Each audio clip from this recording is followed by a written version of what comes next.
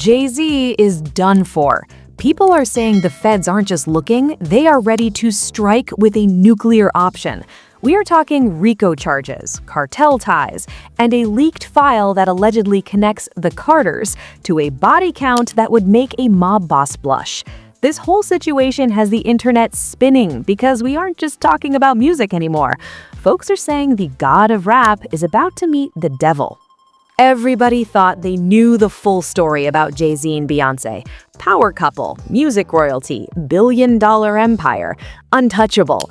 That was the version everyone repeated for decades. The carefully crafted image of success, philanthropy, and influence. But now, explosive court filings and leaked federal documents got the whole narratives twisting in ways nobody saw coming. We're not talking about another celebrity scandal that blows over in a week. This allegedly involves the RICO Act, federal investigations, a CEO with cartel connections, and witnesses who keep ending up dead or hospitalized. The empire everyone thought was built on talent and business savvy might actually be something way darker, and the evidence that's surfacing right now is absolutely mind-blowing. Let me break this down, because what's happening right now is straight insane. Court documents just dropped alleging that Roc Nation, Jay-Z's company, isn't just a music label. According to these explosive filings, it's allegedly operating as a full-blown criminal organization.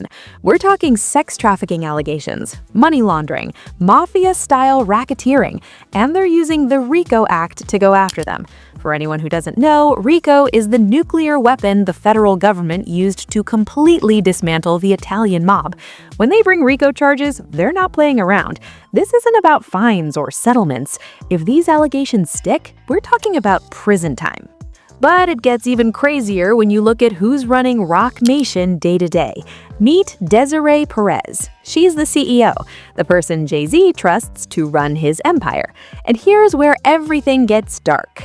Desiree Perez isn't just a businesswoman. She's a convicted cocaine trafficker who was caught with 35 kilograms of product back in the day. Think about that number, 35 kilos. That's not small time, that's cartel-level operation. And reportedly, she turned federal informant to save herself. She allegedly wore a wire for the DEA to help take down a murder suspect. She cooperated with the feds to avoid serious prison time. Now, check this out.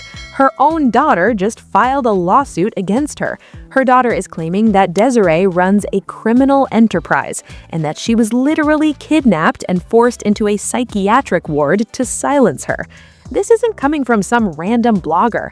This is her daughter speaking out in federal court documents. The call is literally coming from inside the house. Family members are turning on each other, and the secrets that are spilling out are absolutely wild. And folks online turned into full-blown investigators with this one. They're digging through every court filing, every public record, every connection. They started studying Desiree Perez's history, her DEA cooperation, her sudden rise to CEO of one of the most powerful companies in entertainment. They're comparing timelines of when certain artists signed to Roc Nation versus when certain legal troubles mysteriously disappeared. They're tracking financial movements, shell companies, offshore accounts.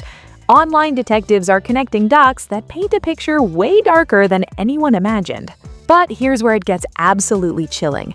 A man named Uncle Ron went on camera recently. He was terrified. You could see it in his eyes. He claimed he was cooperating with the FBI and had information that would blow this whole thing wide open. He said Blue Ivy's real father isn't Jay-Z. It's allegedly a man named Ty Smith.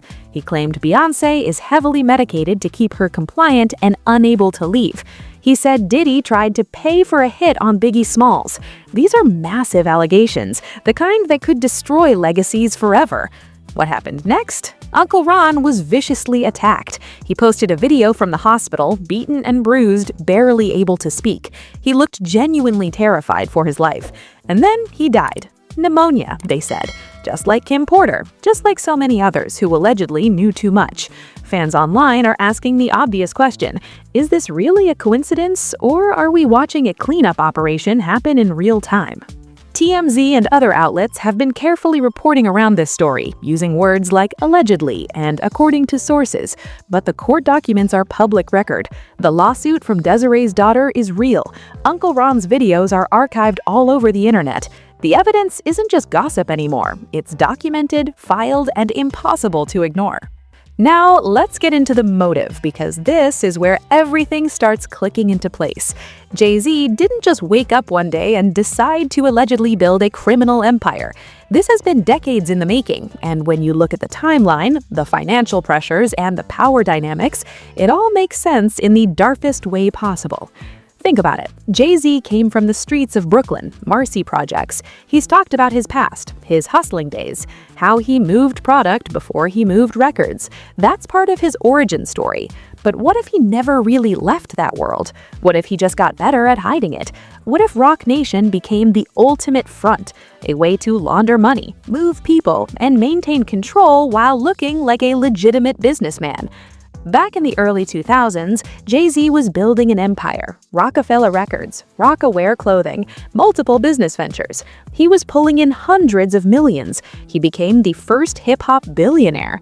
But here's what people don't talk about: the cost of maintaining that image, the pressure to stay on top, the competitors who wanted what he had, the legal battles that kept piling up, the need for protection, for leverage, for control. That's allegedly where Desiree Perez comes in, a woman with deep cartel connections, a woman who knows how to move product and avoid detection, a woman who turned informant and learned how the federal system works from the inside. She becomes his CEO, his right hand, the person running the day-to-day operations while he maintains the public image of a music mogul and Beyoncé's husband. And let's talk about Beyoncé for a second, because her role in all this is complicated. She's the biggest star in the world, the most beloved performer of a generation. But multiple sources, including Uncle Ron before he died, claim she's not free, that she's medicated, that she's controlled, that the image we see is carefully manufactured, while the real Beyoncé is trapped in a situation she can't escape. If that's true, and I'm not saying it is, but if it is true, that's absolutely heartbreaking and terrifying. Meanwhile, Dame Dash, the man who built Rockefeller with Jay-Z, won't defend him. Dame has been asked directly about these allegations, and he refuses to clear Jay-Z's name. Why? Because Dame admitted on camera that he recognizes names in the Epstein files. He knows there are tapes. He knows there's blackmail. He knows that speaking out could get him killed or destroyed. That kind of silence from a former partner speaks volumes. Put all that together and you get the perfect recipe for what we are allegedly seeing now. A man who built an empire on talent but maintained it through darker means. A CEO with cartel experience running operations.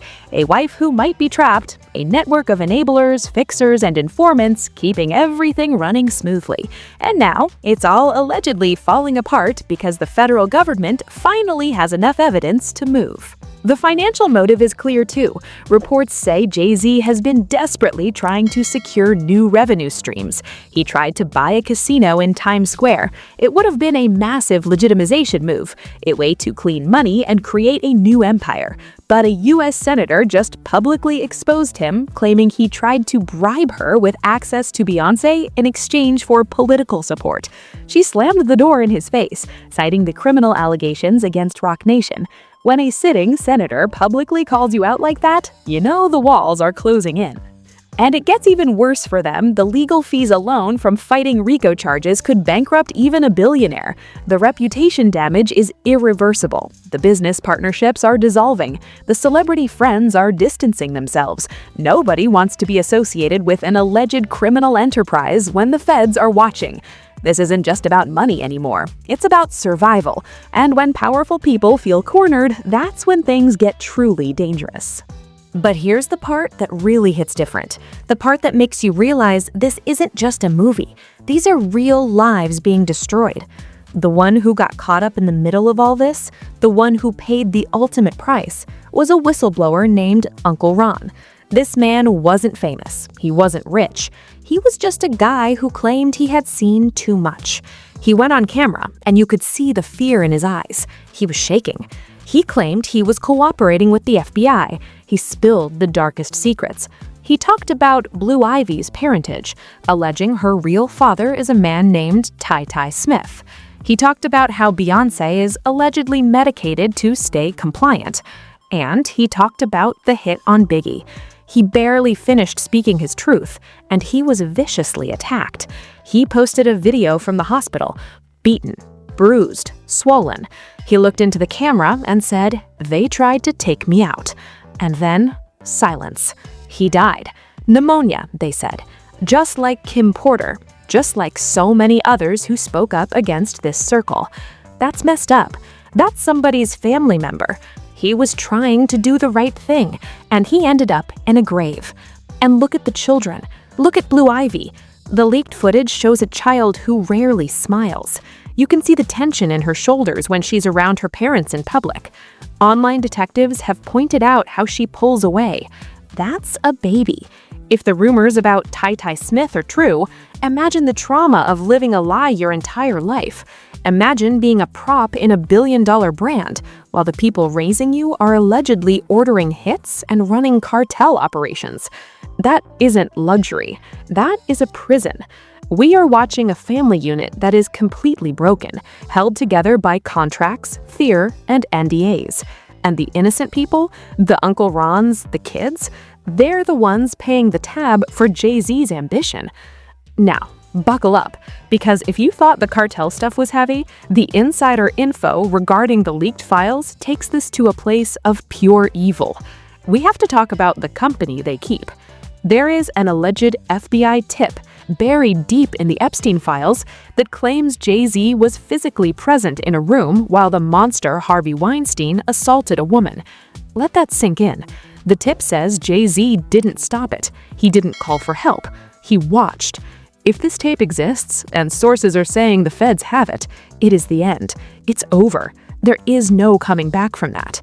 And who is cleaning up this mess? Enter Alex Spiro. You might not know the name, but he is the key to everything. Jay-Z, Elon Musk, and reportedly 750 people in the Epstein files are all connected by this one lawyer. Sources say he is the fixer, the guy who makes evidence disappear before the police ever see it. The internet is buzzing because people are realizing this is a global web. It's not just rap music, it's Hollywood, it's tech, it's finance, and Jay-Z is standing right in the center of it. There is also the death threat clip circulating. Roc Nation CEO Desiree Perez was reportedly caught on audio issuing a bone-chilling warning to anyone who speaks out. She allegedly said, "You will not be there when we're done." This isn't a metaphor, folks. When a woman with cartel ties says, "You won't be there," that is a promise. And let's look at the medical connection. Insider whispers suggest the same doctors used to silence Desiree Perez's daughter, the ones who put her in the psych ward, are the same network of medical handlers allegedly keeping other high-profile stars zombified. Have you noticed how some stars go quiet? Or they come back acting weird, glitching on stage? People are saying it's the Pasternak playbook. Medicate them, control them, keep them working. Beyoncé has looked vacant in recent appearances. Fans have pointed it out. Is she just tired, or is she under the same care that silenced the whistleblowers? When you connect the lawyer, the doctor, and the cartel CEO, you don't have a record label. You have a machine designed to crush human beings and turn them into profit. Now, this whole situation gets even crazier when you realize how deep the fear really goes. Jaguar Wright has been screaming this for years. People called her crazy. They called her unhinged. But look at what is happening now. Everything she said about Diddy came true, and everything she said about Jay-Z is starting to look real valid. She said they run a freak-off ring. She said they control people with tapes. And now Dame Dash is saying the same thing. Meanwhile, fans online have been working like full-blown investigators on the Biggie angle. The headline says the hit ordered on Biggie. For decades, the story was East Coast versus West Coast, Tupac versus Biggie, but the leaked files are painting a different picture. The rumor is that Diddy tried to pay for the hit, but the infrastructure, the muscle, allegedly came from the people associated with Jay-Z's camp. Why? To clear the lane. Think about it. If Biggie is alive, is Jay-Z the king of New York? No, Biggie was the king. Jay-Z was the lieutenant. With Biggie gone, the throne was empty. And who sat in it? Who married the R&B princess? Who became the billionaire? Online detectives are saying this was a Game of Thrones move, a power grab. And it gets even wilder. There are reports surfacing about a cleanup crew. Sources say that after Diddy's homes were raided, a separate team went into Roc Nation offices in the middle of the night. Boxes were moved, hard drives were wiped. But here's the thing about the feds. They usually have the evidence before they raid. If they're letting Jay-Z run around right now, it's not because he's safe. It's because they're building the RICO case to be bulletproof. They want the whole organization. They want the lawyer, they want the CEO, and they want the money man.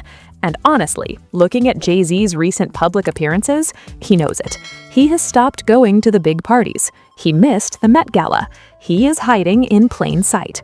The silence from the rest of the industry is deafening. Usually when a legend gets attacked, people defend him. Free Jay-Z, he's the GOAT. Right now, crickets. Nobody wants to stand next to a man who is about to get hit with a RICO indictment. And this story is still unfolding, with way bigger implications than just one incident or one rapper. What we're seeing here is the end of the untouchable era. For 50 years, Hollywood and the music industry operated on a simple rule. If you have enough money, you can do whatever you want. You can abuse people, you can traffic product, you can even, allegedly, order hits. But the internet changed the game. The bigger conversation is about the power of information. They can't hide anymore. When you constantly live a double life, eventually the two worlds collide. Jay-Z's situation is a wild example, but it's also a warning for anybody in that life. The higher you build your tower on a foundation of dirt, the harder it falls when the rain comes. We are seeing the deconstruction of the Illuminati myth. They aren't all powerful wizards, they're just criminals in expensive suits. And the public is waking up. We're seeing a shift where fans aren't just consumers anymore. They're the watchdogs. They're the ones piecing together the flight logs. They're the ones matching the timestamps. This is a revolution. If Jay-Z goes down, the whole system goes down, because he is the system. He connects the street to the boardroom. He connects the cartel to the senator. If that link breaks, the secrets spill out. And that is why everyone is terrified. That is why the senator slammed the door. That is why Dame Dash is talking. They know the ship is sinking and they're fighting for the lifeboats. So where does this end? Diddy was the first domino. We saw how fast that happened. One day he's a mogul, the next day he's in a cell without bail. Jay-Z is the big one. He is the final boss. The speculation is that the indictment is already sealed. It's sitting on a desk in the Southern District of New York. They're just waiting for one more piece of the puzzle. Maybe it's Desiree Perez flipping completely. Maybe it's the Weinstein tape being verified. But the endgame is clear. The empire is burning to the ground. The blackmail ring that kept everyone silent is losing its power because the secrets are already out. You can't blackmail someone if the public already knows the truth. We are likely going to see a raid, we are likely going to see handcuffs, and we are likely going to see the biggest trial in American history. The Carters aren't royalty anymore. They are suspects. And for Jay-Z, the man who bragged about being a hustler, a drug dealer, a killer in the boardroom, it looks like his past has finally caught up to his future. He said you can't knock the hustle. But the feds can definitely knock down the door. Stay locked in because this story is about to get even crazier. More details are dropping every single hour.